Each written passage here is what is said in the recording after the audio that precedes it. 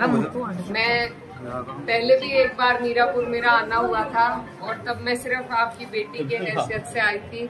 आज आप सबकी दुआओं के बदौलत एक पार्लियामेंटेरियन की हैसियत से भी आपके बीच में आई हूँ। लेकिन पहले मैं आपकी बेटी हूँ और बहन हूँ और आप लोगों से हमारा जो ताल्लुक है वो वोट का तो है नहीं क्योंकि एरिया अलग हो गया, लेकिन दिली लगाव है, दिली ताल्लुक है क्योंकि आपका क्षेत्र वो खुशनसीब क्षेत्र है जिसे मेरे वालिद साहब ने अपने अंतिम वक्त में उन्होंने यहाँ की पैरवी करी, यहाँ की सरपरस्ती करी और आपको ऐसा उनका वक्त मिला बेशकीमती कि जब वो अपनी राजनीतिक जीवन में परिपक्व हो गए थे तब उन्हें आपकी खिदमत करने का मौका मिला। इसीलिए मुझे लगता है कि आप लोग उन्हें आज भी अपने दिल में जिंदा रखते हैं, उन्हें याद करते हैं और बस यही ताल्लुक है, वहीं से ये डोर चली आ रही है। और मेरी बस आप सबसे यही गुजारिश है कि इस प्यार को आपने जितनी दुआओं से मुझे नवाजा है इसको इसी तरीके से बरकरार कर रखे, क्योंकि वोट तो आप नहीं डाल सकते लेकिन आपकी जो दुआओं हैं उसी का असर रहा कि इतना मुश्किल चुनाव हम जीत पाए। और मैं भले ही अपने क्षेत्र की पैरवी करूं लेकिन आप लोग मेरे से दूर नहीं है, बहुत नजदीक हैं। जहां भी जिस भी लायक में हूँ आप लोगों का कोई ऐसा काम, कोई ऐसी अड़चन जिसे मैं दूर कर सकूं तो वो मेरे पास जरूर आइएगा आप। और इंशाल्लाह जैसे मेरे वालिद साहब आप सबके लिए खड़े रहते थे मैं भी उसी तरीके से खड़ी रहूंगी।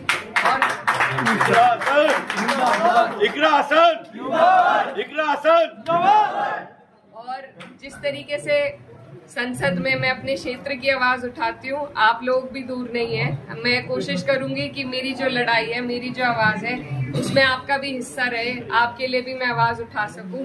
और ये घर हमारा पुराना घर रहा है, नजीर भाई हैं, इनसे पुराना ताल्लुक है, तो ये ताल्लुक ये इसी तरीके से बनकर बरकरार रहेगा।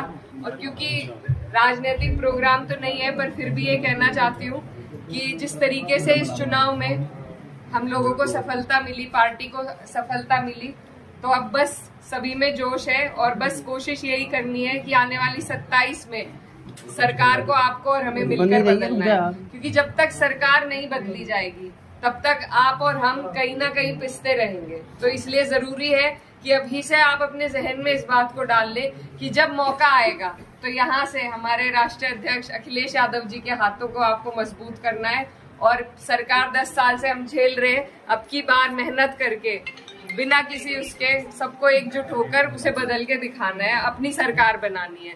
तो 27 के लिए आप लोग अभी से मेहनत में जुट जाइए। और उससे पहले ही आपके यहाँ उपचुनाव भी है, तो जिस तरीके से हमारी पार्टी की सीटें आई हैं उसी तरीके से अब जो जिन सीटों पर उपचुनाव होगा मेरी आप लोगों से गुजारिश है कि आप अपनी तरफ से एक उदाहरण पेश करें कि सारी सीटें समाजवादी जीते।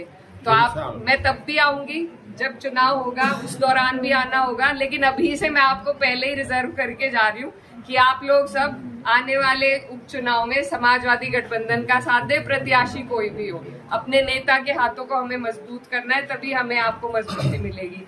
तो बस आप सबसे दुआओं की दरख्वास्त है।